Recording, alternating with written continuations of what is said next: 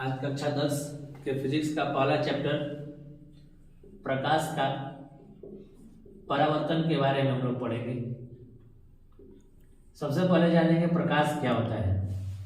प्रकाश एक बाह्य भौतिक कारक है जो किसी वस्तु पर पड़ने के बाद परावर्तित होता है तो हमें वह वस्तु दिखाई देता है।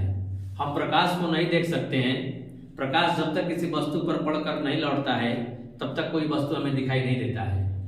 प्रकाश एक प्रकार की ऊर्जा है, जैसे कि विद्युत ऊर्जा के कारण ही बल्ब जलता है और ऊर्जा के रूप में रूपांतरित होता है। इस तरह से प्रकाश एक प्रकार की ऊर्जा है। प्रकाश एक विद्युत चुंबकीय तरंग है। प्रकाश को एक स्थान से दूसरे स्थान तक गति करने के लिए किसी प्रकार के माध्यम की आवश्यकता नहीं होती है और प्रकाश का निर्वात में चाल 3 × 10⁸ मीटर पर सेकेंड होता है। प्रकाश जिन स्रोत से निकलता है उसे प्रकाश स्रोत कहते हैं। माने वैसे स्रोत जिनसे प्रकाश निकलता है उसे प्रकाश स्रोत कहते हैं। प्रकाश के आधार पर वस्तुएं दो प्रकार की होती हैं। एक प्रदीप्त, वैसी वस्तु जिनसे प्रकाश उत्पन्न होता है उन्हें प्रदीप्त कहते हैं, जैसे सूर्य, तारे, दीपक। और वैसी वस्तु जिनसे प्रकाश उत्पन्न नहीं होता है उसे अप्रदीप्त कहा जाता है। जब प्रकाश एक सीधी रेखा में गमन करती है तो उसे किरण कहते हैं और बहुत सारे किरणों के समूह को किरण पुंज कहा जाता है। किरण पुंज 3 प्रकार के होते हैं। किरण पुंज 3 प्रकार के होते हैं।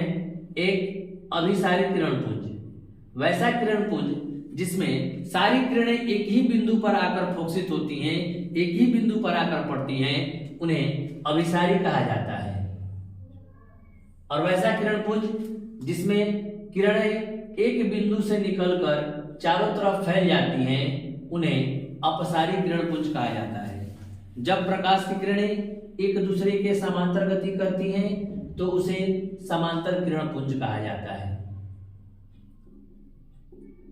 प्रकाश का एक खास गुण होता है, कुछ ऐसी वस्तुएं होती हैं जो प्रकाश की किरणों को अवशोषित करती हैं और दूसरे दिशा में विकृत कर देती हैं। प्रकाश की इस घटना को प्रकाश का प्रकीर्णन कहा जाता है। प्रकाश के प्रकीर्णन के ही कारण चंद्रमा का प्रकाश दूसरे दिशा से किसी और दिशा में चला जाता है। पदार्थ प्रकाश के आधार पर 3 भागों में बांटा गया है। एक होता है पारदर्शी, वैसे पदार्थ जिनके आर पार आसानी से दिखाई दे या जिनसे होकर प्रकाश आसानी से पार करे उसे पारदर्शी कहा जाता है, जैसे कांच, हवा, जल। उसके साथ साथ फिर होता है पारभासी, वैसे पदार्थ जिनसे प्रकाश आंशिक रूप से आर पार जाता है या जिसके आर पार धुंधला दिखाई देता है उसे पारभासी कहा जाता है, जैसे तेल लगा हुआ कागज या घिसा हुआ शीशा।